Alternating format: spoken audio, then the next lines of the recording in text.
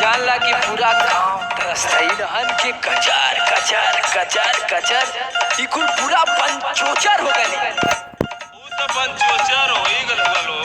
हम और सोचते हैं साल के बाद प्रधानी छोड़ी दे। काहे? अरे मर्दवाई इतना पंचायत के फरियाई एकर पंचायत अभी तो एक थे आऊ गज गज गज गज करत करत ओकर में हरारू छोड़ के भागत रहल। हम कैसो रोकनी हो के कि नहीं सोमवार के भाई फरियावे के हऊ का प्रधान जी जौन पानी बोले में 1.5 घंटा लगावेला। अरे वो पानी ना उ टिकट पर बा बोला में भाई बम्बई ना गए। आज तो हम लोगन नदवा बिहाने से द्वार खांच नौले हुआ 75 पे द्वार में हरारू जाए के प्रधान जी चला ये गर्मी में मरले बड़ा मर्दवा लोग एकदम परेशान कर देले बड़ा। देखा प्रधान जी हम तो एकदम त्रस्त हो गली। मन तो करत है कि करी खाली तोहार मुंह देख के हम शांत हो जाते हैं। ए प्रधान जी है अब उनके छोड़ा पहले कुर्सी ला बैठा पहले चला फरियावा तो बात।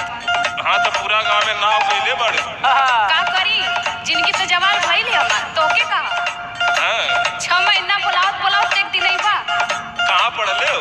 महावीर इंटर कॉलेज पहाड़पुर का करबा हो। ये मेरा लत हो रहा तब का तोहार ये बात अभी करती कहाँ पाएगी। अरे अब कहानी बहुत लंबा है बताई तो जानला कि कुर्ता सूता तोरो यही फराई जाए। अच्छा तो बहुत गर्मी है जल्दी बतावा चला अभी हमके निकले के हाँ तला इस समस्या सुना पहले। आए तो नीचे पहना दे अरे प्रधान जी के पहना दे प्रधान जी के पहना दे। अच्छा लिया बतानी सुनी प्रधान जी लड़ाई में जारे ना घरवा के चूल सास खाले सुरती पतोया करे कुल। लड़ाई में जारे ना घरवा के चूल सास खाले सुरती पतोया करे कुल। लड़ाई में जारे ना घरवा के चूल सास खाले सुरती पतोया करे कुल।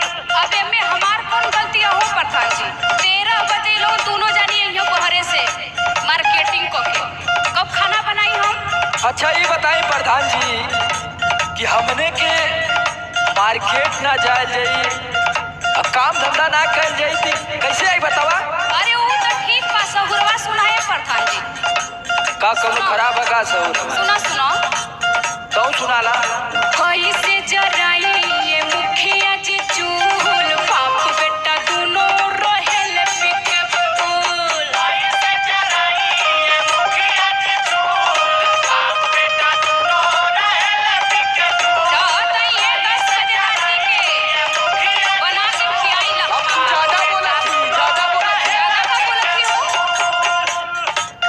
अच्छा ये बतावा प्रधान जी हम देखिला कि कबो ई दुअरवा के कोनवा भूल करेले कबो घरवा में देखिला अंदरवा वाले रूपवा में जाके करेले कबो छतरे पे कबो देखिला कि पिछवरवो जाके गुल करेले। यही जब सीखले वही को दुनिया भर का मनोज का फौजी जो ना है हाँ जो ढोलकिया बजावा ना हो ना उधर करता रहती बाबा वो देखिला बड़ी कर्रा करल है उनकी आजकल इन्हीं के साथे देखत है कि एकर ज्यादा बनत है।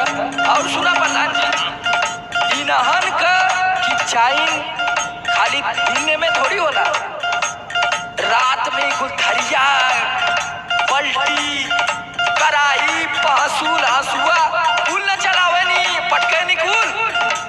अरे मर्डर कहते हैं कुल हाँ ये लोग तो बहुत ठीक हो मनावा ना तो उन बकर करे ना दिमाग खराब कर देवा ना। ये नाम कमाया तो का करी हो नाम कमा तू 4 गांव में द्वार अल्लाह हो 4 गांव में हल्ला लोग के कर्तव्य से ला हो यह लोग करबे करे ना। अरे कर बस चला ना प्रधान जी ई कूले उलना दरुओ पावे तो कटक जाई। ए प्रधान जी हमार दांत तो खला तो गुन्ना करी। ला ई सुना मरले पाथरिया चलाई के मरले पाथरिया चलाई के मरले पाथरिया चलाई के फोड़ले कपरवा माई के फोड़ले कपरवा माई के फोड़ले कपरवा माई के। देखा बहन कल डॉक्टरी से लेकर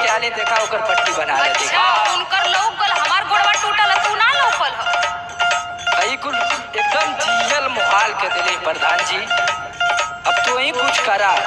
मरले पथरियावा चलाई के फरले बकपरवा माई के शादी से कके भइल भारी भूल सास खाले सुरती पटैया करे गुल शादी से कके भइल भारी भूल सास खाले सुरती पटैया करे गुल शादी से कके भइल भारी भूल सास खाले सुरती पटैया करे गुल। ए प्रधान जी ई लोग को तो जब नाटक नौटंकी लगल रहला उ तो ठीके बा। अब बूढ़ो कुछ कम ना है, जब देखा तब ऐसे तकिया जैसे लगे कि हमको वो अपने नैहर कुछ खैल ही नहीं है। जब से लोग कहियो बूढ़ा का गोड़ दबोले हो। अरे दबावत तो रही हाँ? कनी नौटंकी करे तो छोड़ देवी। अरे तू का गोड़ दबे वो काट लेबू पैबू तो हमके तो ऐसा लगत हो। अरे तनो खराब ना आई समझ में आल कि ना प्रधान जी तू खूब बोलला। अरे सास का सेवा करबू, जब सेवा करबू तब ना मेवा पैबू। आ सहुरवा रही तब न करो। ना सहूर ना हो, बिना सहूरे को तो के दिया नहीं बूढ़ा बूढ़ा ने तो पसंद के ले रही। देखा देखा प्रधान जी देखत हुआ ना तो ऐसे ही ऐसे बतियाओ थी तो हमसे कैसे बतियाओ तो ही। अरे तू का बतीबा हो सुनाओ प्रधान जी। तू कम बोला बाबू। पी के राती का दारू तू कह जाने का भट्टी फोड़ दे ले हुआ। हाँ कंप्लेन गया भाई विपत बढ़िया रे। सुना सुना प्रधान जी झूठे लक्षण आई हमके लगावेले झूठे लक्षण आई हमके लगावेले झूठे लक्षण आई हमके लगावेले दूध दहिया पतोहिया चोरावेले दूध दहिया पतोहिया चोरावेले दूध दहिया पतोहिया चोरावेले। अरे तना दूध वाला 7 लीटर चलना प्रधान जी। 7 लीटर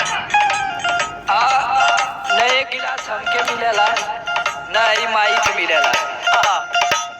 दारू पिए के रोज जुगाड़ हो जाए सांझी कर।